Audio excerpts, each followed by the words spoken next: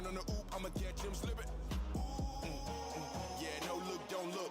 Nay, this in the sky, boy, no hook. Serving up a big plate, what I just cooked. Yeah, that line got 8, pride got 2. 2, 3, mic check. 1, 2, 3, mic check. And now you on a poster. They can't even coach you. I did it for the. I no look, don't look. Nay, this in the sky, boy, no hook. Serving up a big plate, what I just cooked. Yeah, that line got 8, pride got 2. And now you on a poster.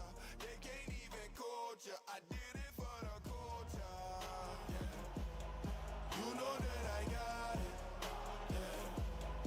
You know that I got it. All this game up in my pocket. Bet that you can't stop me. You know that I got it. I want it all.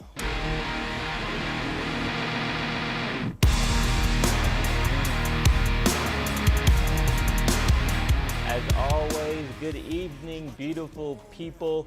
Let's make some noise real quick. Yes, sir. We're in overtime. Hey, Elizabeth, can I get that thing on your head real quick? All right, here we go. Here we go. Yes, sir. Week 5 of overtime.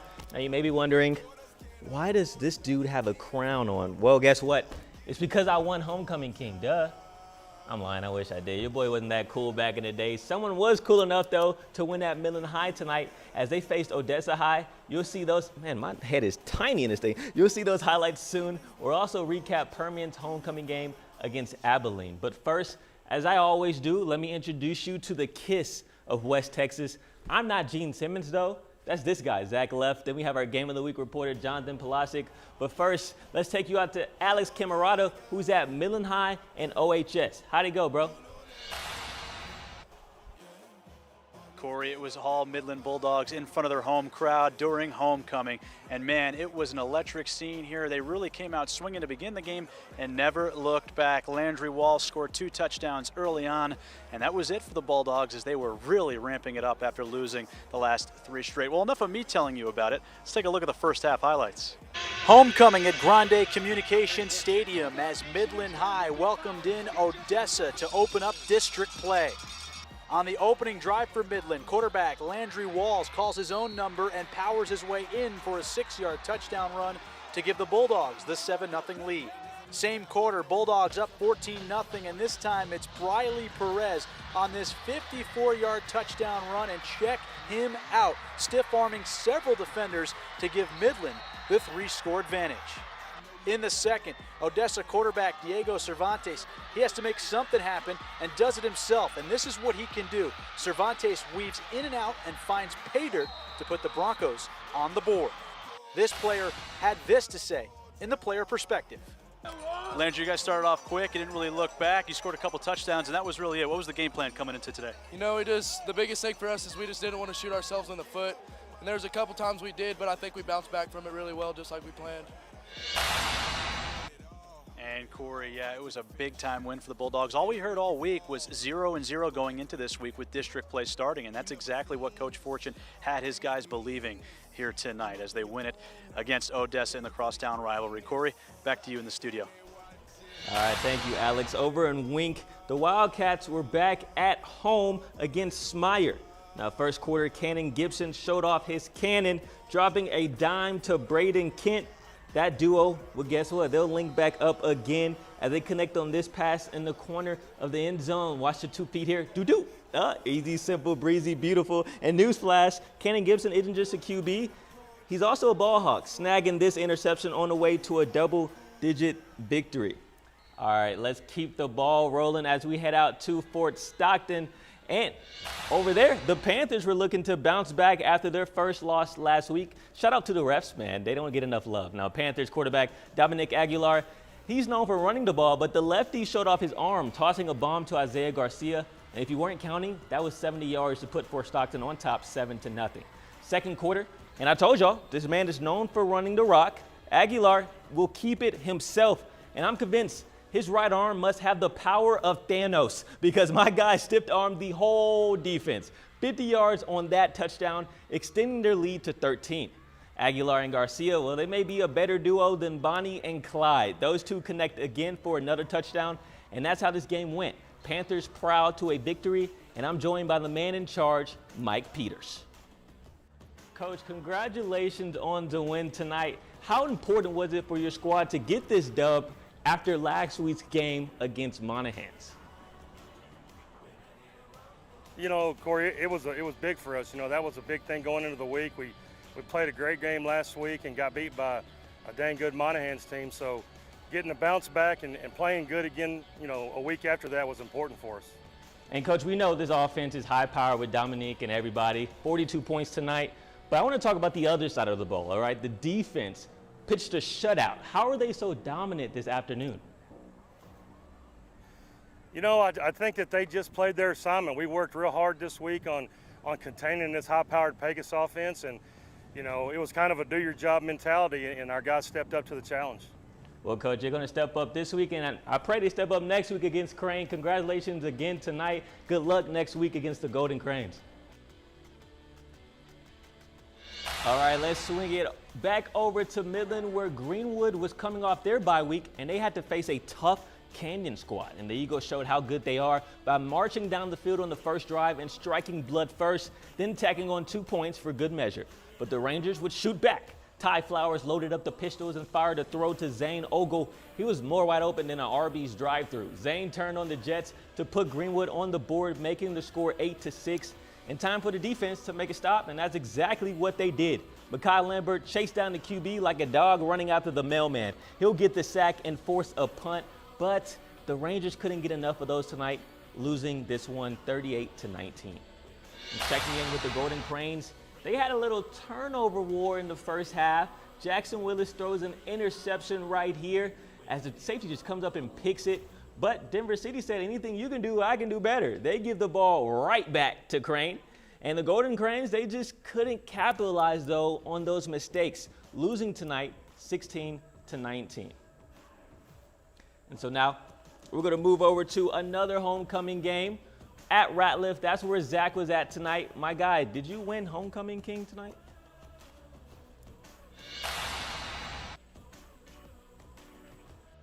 After the homecoming court was announced, the Panthers stormed onto the field to take on the Abilene Eagles. Down 7-0 early first quarter, Permian quarterback Rodney Hall throws a screen pass to receiver Jaquan Richardson, who picks up a big block for the touchdown and to tie the game at 7-all. The Eagles said not so fast, though, as quarterback Abel Ramirez found Timothy Outlaw on the sideline for an easy touchdown to give Abilene a 14-7 lead. After holding Permian to a punt, Abilene would storm down the field and throw a laser across the middle to Anthony Ramirez for a touchdown to give the Eagles a 14-point lead towards the end of the second quarter. After the game, we talked to Coach Ellison for our Coaches Combo. Next week, you guys have friendship. What do you guys need to improve on the most from tonight's game in order to get back on track? We got to do a great job of executing, things. I thought as far as our week of preparation was well. We did not see that out here tonight, so we've got to do a great job of executing during the game. Thanks, Coach. I appreciate it. A first loss in district for Permian, but there's a long season, so no need to get frazzled, okay? You got this, Coach Ellison. All right, no love for our sports teams tonight, though. But we're showing you some love with all of this coverage. First off, I need to fix this crown because I got a peanut head. We just saw how Permian did tonight. After the break, we got our Athlete of the Week. Then we'll go to our Game of the Week with Jonathan Polasic. After that, we'll see how Midland Christian did down in Dallas. And then wrap it all up with our nominees for Top Play of the Week.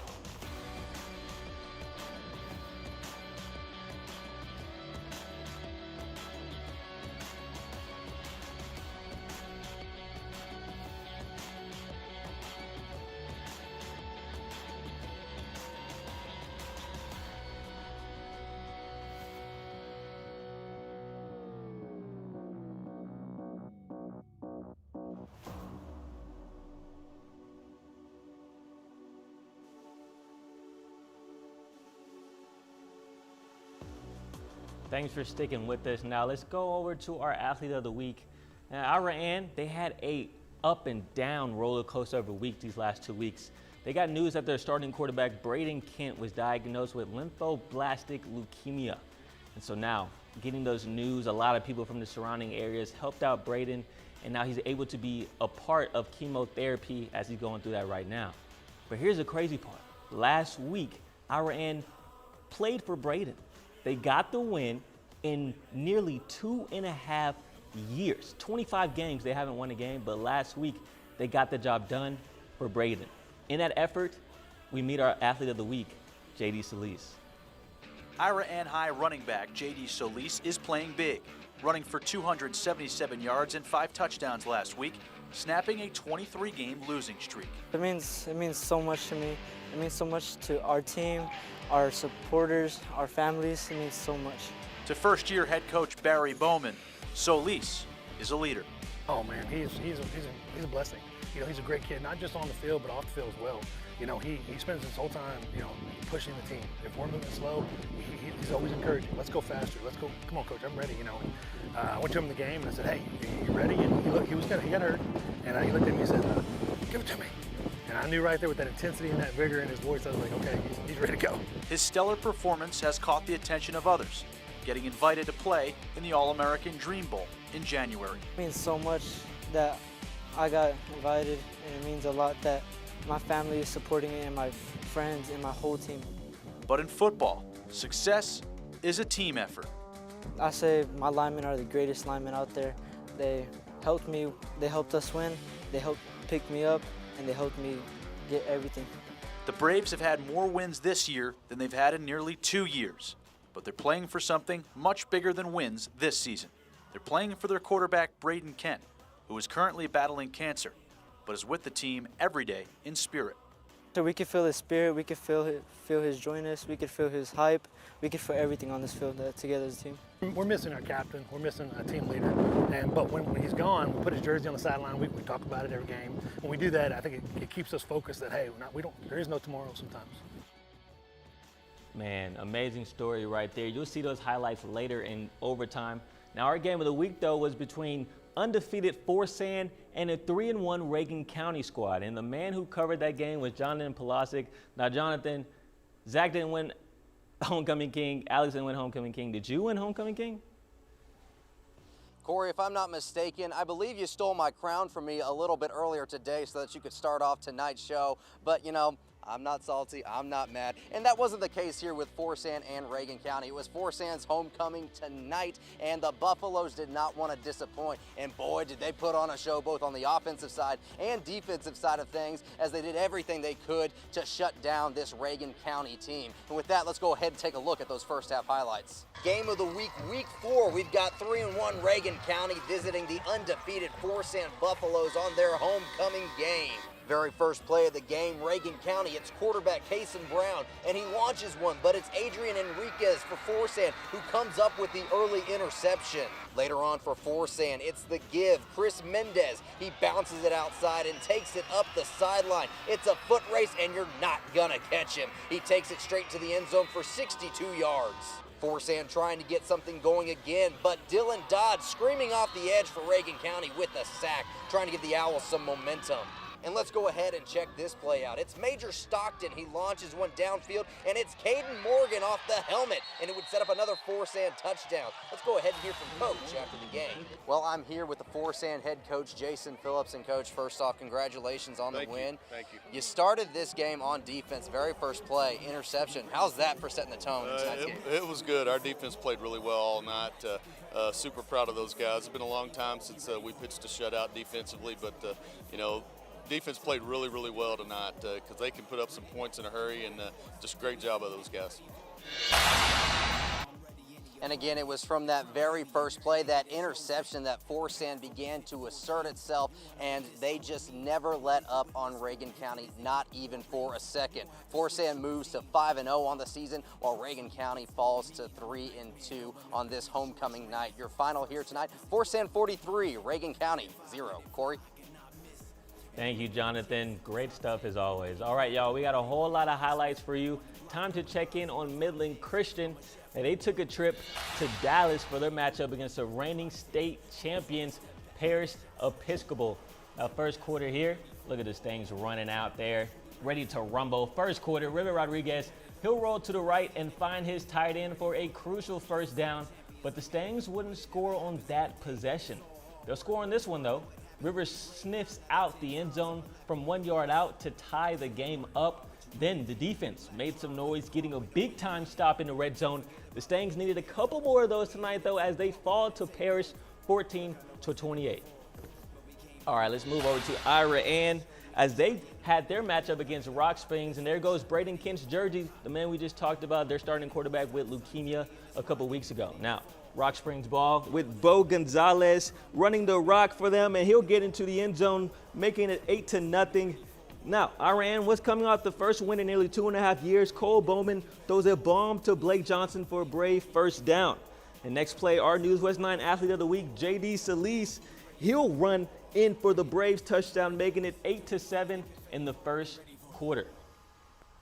Now let's head over to Big Spring, where Gabe Baeza, the man, the myth, the legend, will lead his team out for the charge, and he'll find Keegan Mitchell, who brings out the bunnies for that pylon jump. Is he in? Is he in? Ref says yes. There he goes. The Steers would win this one 42-16 after Baeza is back in action. He'll slide to the right and throw a dart for another touchdown pass on the night. The Steers defense would stop this team here in CLINT, winning this one, like I just mentioned, 42-16. And this was a great matchup. Undefeated Monahans versus undefeated Riverside. Before the game started, there was a queen that needed to be crowned, though. Yep, that's right, homecoming for Monahans too. First possession for the Lobos, and QB Tino Navarrete would take the rock in himself and barely get into the end zone. Then a little trickery for the Lobos. They would try an onside kick and be successful, but couldn't capitalize. But I guess Riverside was feeling generous because it was homecoming night. They would give the rock back over to Monahans, and you don't want to do that with this offense, as the Monahans Lobos will give it up to Adin Saucedo. He'll show off the work he put in the weight room this summer. Lobos just won't lose this year, beating Riverside 35-21. Okay, arm circles, people. Final stretch, all right? It's time to reveal our Week 5 top play nominees. Here we go. First off, you just saw this play, all right? Big Spring, Gabe Baeza, Keegan Mitchell, he'll jump for the touchdown, and the ref says he'll get in. You love to see that effort there by the wide receiver. Then we're going to head out to Fort Stockton, where Dominic Aguilar, he's already been up for top play of the week, and he's won it once. He may win it again with this run, stiff arming nearly every single Pecos Eagle before going into the end zone. And then our homecoming game out at Grande Communications Stadium, Midland High does a little toss play with their triple option offense, and it's off to the races. You're not going to catch this guy. You might as well get your Gatorade pack, buddy, because Midland High gets that touchdown and gets the win over OHS. And remember, to vote, all you have to do is go to my Twitter page, which is Corey_Mose, and you'll have a chance to vote for that play. We'll have the poll ready for you tomorrow until Tuesday at midnight. In the meantime, though, thank y'all so much for joining us. I love y'all. Good night, and God bless.